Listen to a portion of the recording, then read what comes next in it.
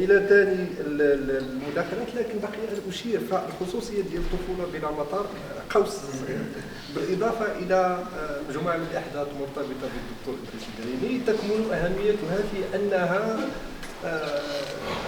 تقدم مجموعه من المعطيات الخام التي قد تشكل ماده للمشتغلين في الانثروبولوجيا او في علم الاجتماع، فبالتالي هذه المعطيات تتجاوز الدكتور ادريس القريني كفرد لتصبح شاهدة على جيل بأكمله.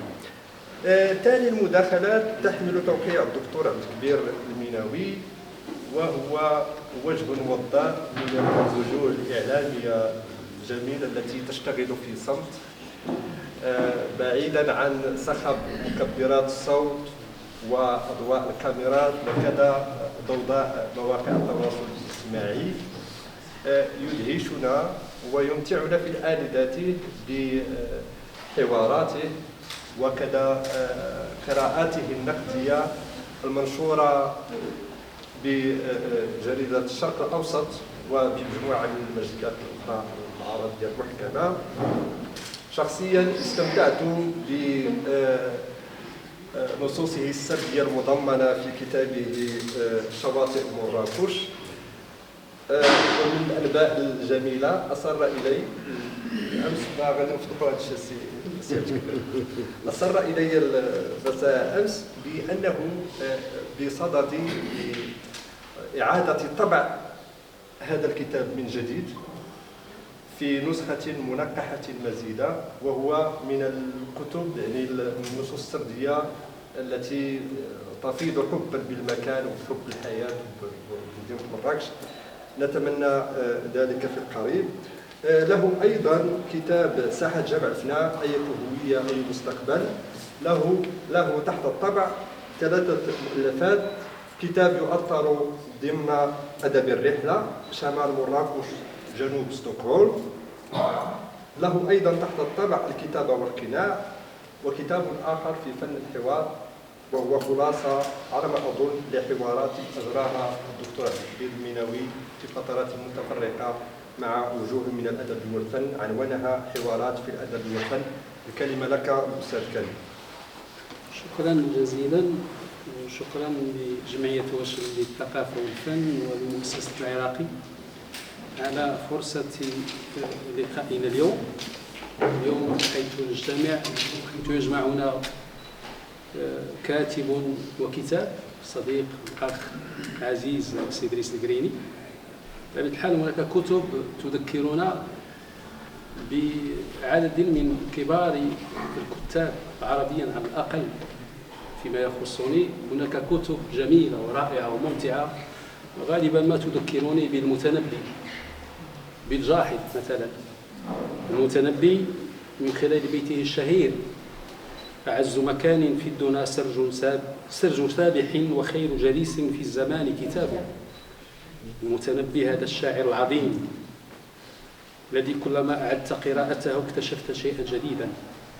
الثاني من خلال حديثه عن فضل الكتاب الجاحظ في كتابه الحيوان، حيث نقرأ: الكتاب هو الجليس الذي لا يطريك، والصديق الذي لا يغريك، والرفيق الذي لا يملك، والصاحب الذي لا يريد استخراج ما عندك بالملق، ولا يعاملك بالمكر، ولا يخدعك بالنفاق، ولا يحتال لك بالكذب، الذي إن نظرت فيه أطال إمتاعك وشحذ طباعك وبسط لسانك وبسط لسانك وجود بنانك، وفخم ألفاظك، وبجح نفسك، وعمر صدرك، ومنحك تعظيم العوام وصداقة الملوك، وعرفت به في شهر ما لا تعرفه من أفواه الرجال في ظهر، الذي لا يعتل بنوم ولا يعتريه كلال السهر، المعلم الذي إن افتقرت إليه لم يخفرك، وإن قطعت عنه المادة لم يقطع عنك الفائدة، وإن عزلت لم يدع طاعتك، وإن هبت ريح أعاديك لم ينقلب عليك، ومتى كنت منه متعلقا بسبب أو معتصما بأدنى حبل كان لك في غنى من غيره، ولم تضطرك معه وحشة الوحدة إلى جليس السوء. الجاحظ الذي لا نجد لكي نلخص قيمة إلا أن نستحضر قولا شهادة لعبد الفتاح كليتو يقول فيه: الجاحد مؤلف يمتعني، أحب قراءته وإعادة قراءته. الجاحد شهيد الكتاب والمكتبة الذي دفعته الأمراض إلى اعتزال الناس، لكنه لم يترك شغفه بالقراءة وظل على حاله تلك حتى تجاوز 90 من عمره. الجاحد الذي روي أن موته كان بوقوع مجلدات عليه، وكان من عادته أن يصفها قائمة كالحائط محيطة به وهو جالس عليها، وكان عليلا فسقطت عليه فقتلته. يتعلق الأمر بحادثة ذهب باحثون إلى القول بأنها تشبه أن تكون مختلقة، وتدعو الباحث إلى عدم الاطمئنان إليها أو الوثوق بصحتها لسكوت المصادر العربية المتقدمة عنها. ومع ذلك فالحديث عن أسطورة انهيار الكتب على الجاحد لا يمنع قوة العلاقة التي ربطت الجاحد بالكتب، وحرصه على العلم والمعرفة هو الذي ينقل أقوالا لبعض العلماء في فضل الكتاب. ومن ذلك قال أبو عبيدة، قال المهلب لبنيه في وصيته: يا بني لا تقوموا في الأسواق إلا على زراد أو وراق، أي وصية باستكمال أسباب الفروسية والعلم. يرى بعض النقاد أن الكتاب طماعون يودون لو يعجب جميع القراء بكتبهم. الناس كما نقرأ لنانسي كريس يقرؤون لأسباب مختلفة، إذ فيما يريد بعض القراء إثارة سريعة، يحب آخرون التفكر وآخرون القراءة عن أناس يشبهونهم أو عن شخصيات لن يلتقوا بها إطلاقا، فيما يسعى آخرون إلى الكتابة الواضحة والمباشرة، ويحب آخرون الأسلوب وآخرون الكتاب الذي يتحداهم ويربكهم. ربما لهذا اختار الناقد المغربي عبد الفتاح كليتو أن يطرح قضية الكتابة في علاقتها بفعل القراءة، منطلقا من قناعة ترى أن الحياة ركام من الانطباعات والأحاسيس والأحلام، مشددا على أن إحدى مهام الكاتب هي أن يتبنى نبرة ويحتفظ بها ويجعل القارئ يتقبلها. قبل أن يتحدث عن تجربتي في هذا الصدد بقوله: حينما أقرأ محكيا يحدث أن أقول لنفسي أمام مقطع قد عشت هذا المشهد وأحسست بهذه العاطفة، ويتكون عندي انطباع بأن ما أقرأه قد كتب لي. تأتي سيرة إدريس القريني التي أعطاها عنوان سيرة بلا مطر لتضعنا في سياق النقاش المتجدد حول فعل القراءة وفضل الكتب. سيرة كتبت بحب وشغف وصدق، كما أنها كتبت بصيغة الجمع، بحيث يمكن للجيل الذي رأى النور ما بين نهاية الستينيات ومطلع سبعينيات القرن الماضي أن يجد فيها نفسه أو شيئا منها، وربما استعاد من خلالها ملامحه الخاصة وذكريات طفولته في هذه المنطقة أو تلك من المغرب، خصوصا العميق منه، بل ربما استعاد ملامح لشخصيات طبعت طفولته واقعية أو متخيلة قريبا من ذكرياتنا المتشابهة. ربما قال قارئ طفولة بلا مطر وهو يقلب صفحات سيرة القريني: لعلي عشت هذا المشهد وأحسست بهذه العاطفة، وربما تكون عنده انطباع بأن ما يقرأه قد كتب له خصوصا. ربما قال: كان بمقدوري أن أكتب هذا الفصل وهذا الكتاب. انطلق القريني في سرده لسيرة طفولته وجزء من شبابه من مرحلة الكتاب القرآني، وصولا إلى لحظة مغادرة قريته الصغيرة لولوج الجامعة.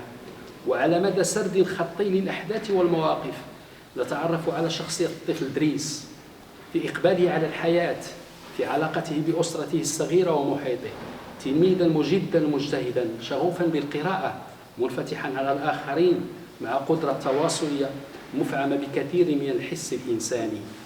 بدون الذاكرة لا توجد علاقة حقيقية مع المكان، كتب درويش، الذي كثيرا ما تسلح بالتاريخ والذاكرة في كتاباته شعرا أو نثرا. في لماذا تركت الحصان وحيدا مثلا كتب عن البيوت التي تموت إذا غاب سكانها. وفي مديح الدير العالي حاول أن يرسم ملامح لفتى يبحث في زورق الأوديس المكسور عن موجة ضيعها في البحر.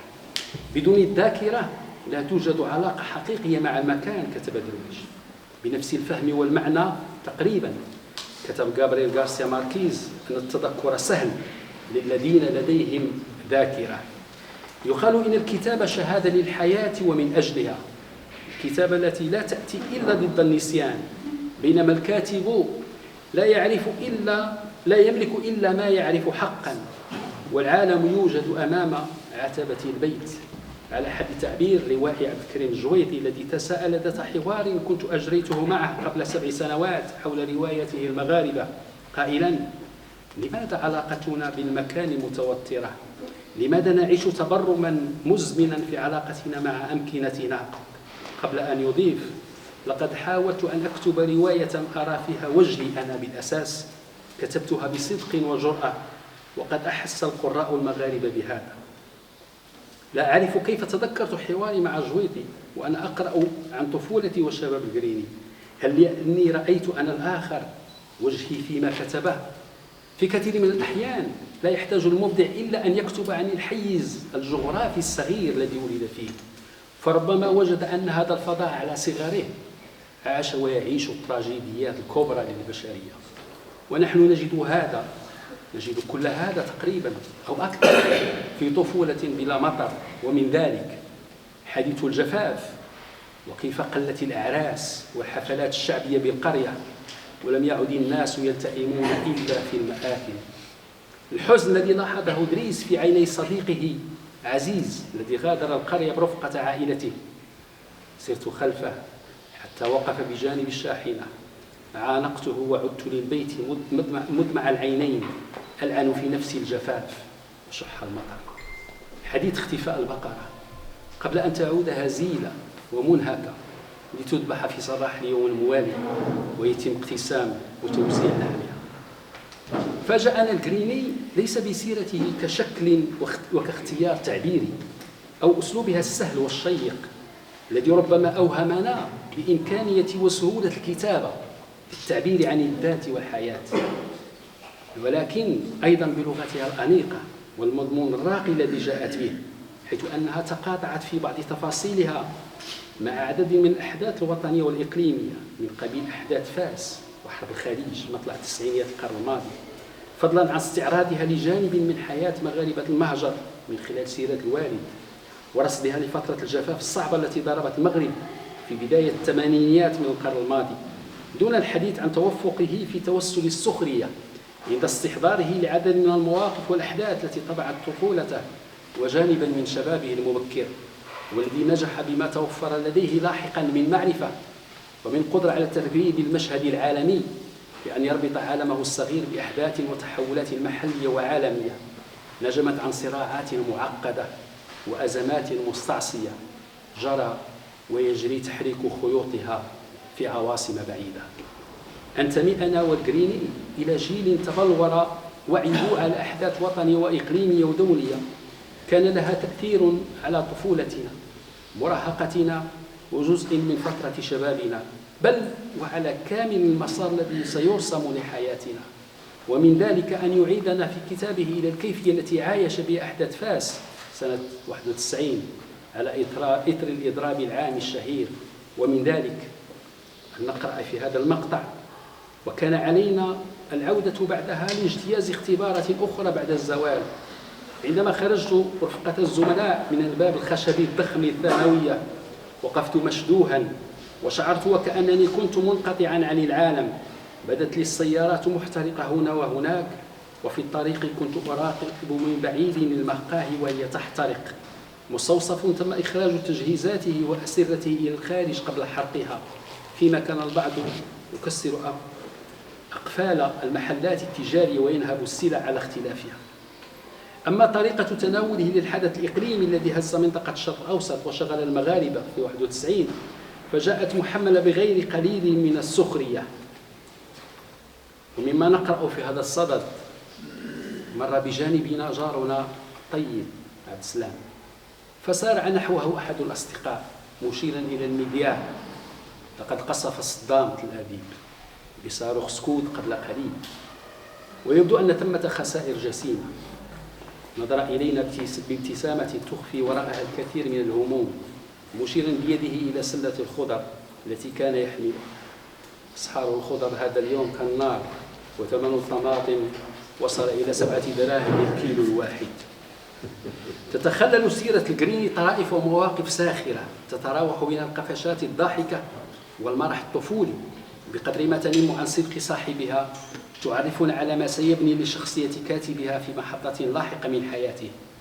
للسخرية قدرة هائلة على انتزاع ابتسامة القارئ أو إثارة التعاطف فيه مع الشخصية المعنية بالموقف المحرج، ما دام أنها تتجه للفكرة أو الموضوع لكي تنال منه بأسلوب ساخر، تعبيرا في بعضها عن احتجاج مهذب، مع الأخذ بعين الاعتبار أن الناس يلجؤون للسخرية والنكتة كلما كانوا أقرب إلى البساطة والطيبة.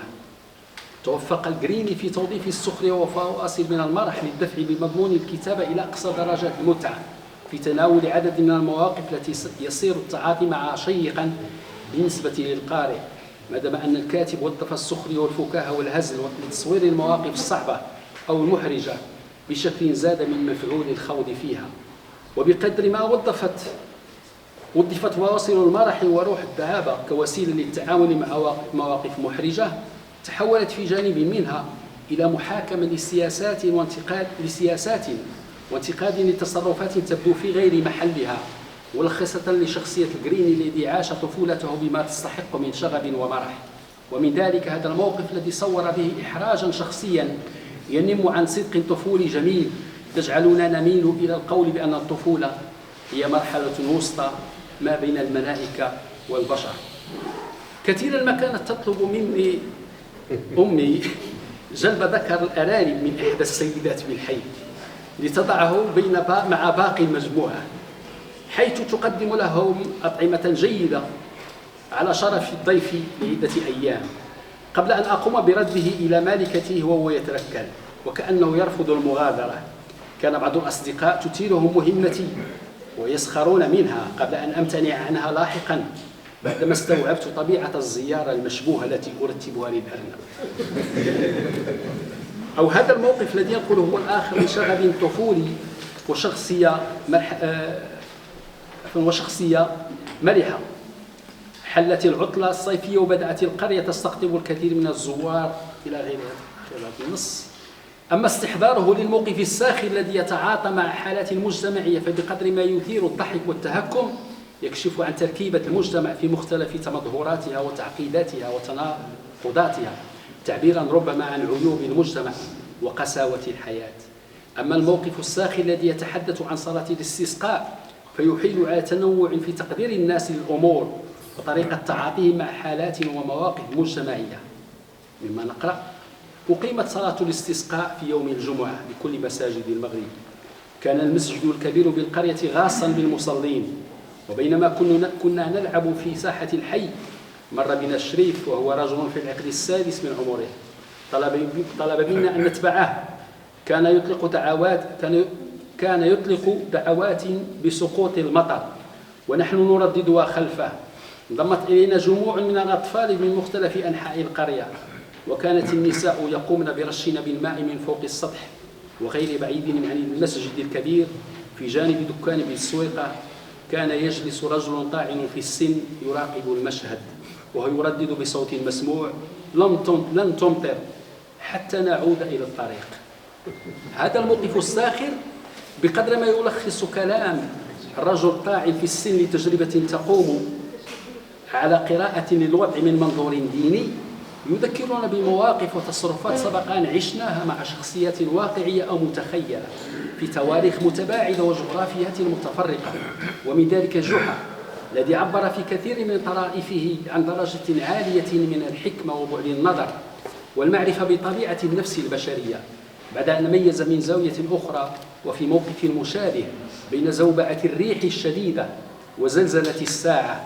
ذكره ابن الجوزي في أخبار الحمقى والمغفرين يقول: هبت يوما ريح شديدة فأقبل الناس يدعون الله ويتوبون، فصاح جحا: يا قوم لا تعجلوا بالتوبة إنما هي زوعة وتسكن. أما في قصة البقرة فلا يجد القارئ سبيلا للتعبير عن موقف شخصي بخصوصها، إما بالتعاطف مع البقرة أو مع من ضاعت منهما البقرة، أو الاكتفاء برسم ابتسامة محايدة. أما قصة الحذاء البني فلا يمكنها إلا أن تدفع القارئ إلى التعاطف مع البائع نظير تعاطفه مع الطفل غريس. يحسب للجريني أنه مهد لكل محور من مذكراته بمثل أو قول مأثور لكاتب أو مفكر بشكل جعل هذه العتبات تختصر جانبا من قناعاته وطريقة تفكيره، ومن ذلك ربطه عنوان الجفاف والحب بقول لمحمد غدو وهو شاعر من قريته بني عمار: عاش حياة قاسية جاء فيه، هجر الحمام قريتي حل الجراد. وقول آخر للشاعر الفلسطيني درويش تحت عنوان الرحيل جاء فيه أن الموت لا يوجع الموتى، الموت يوجع الأحياء. أما تحت عنوان الطريق إلى العين فأتحف الكاتب بمثل موزمبيقي يقول: الطريق مصنوع بالمشي. كما حرص الكاتب على أن يضع هوامش تعرف القارئ غير الملم بعدد من الفضاءات والشخصيات والأحداث المحلية، كما يعرف عدد منها بعناصر من التراث الثقافي غير المادي بالمنطقة. نختم بما يمكن أن يعطينا صورة لما سيصير عليه الكاتب بشكل يؤكد أن في كل بالغ يوجد الطفل الذي كان، وفي كل طفل يوجد الراشد الذي سيصبح. في آخر نص عاشق الست: عندما وصلت إلى وجهتي أخرجت ورقة نقدية قدمتها له فرفض مبتسما وقال لي مودعا: عندما تكبر وتتفوق في دراستك لا تنسى المستطاع مثلي. شكرا.